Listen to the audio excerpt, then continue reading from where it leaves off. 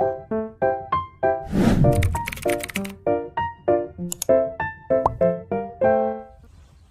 welcome back to my YouTube channel, and for today's tutorial, I will be teaching you on how to turn on and off chat heads on Messenger.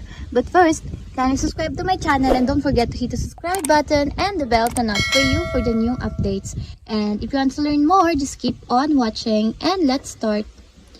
So for today's video, gagamit tayo ng Messenger application. So i-open na natin.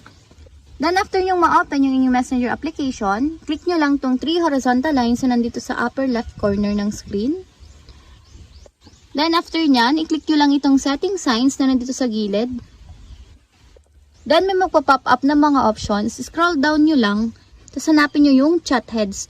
Tapos nyan, may makikita kayong switch button sa gilid niya. Ang gawin nyo, i-turn on nyo lang siya para ma-enable yung chat heads niya.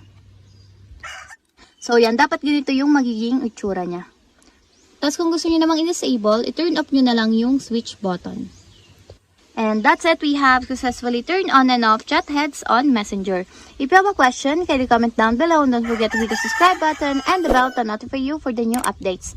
And thanks for watching!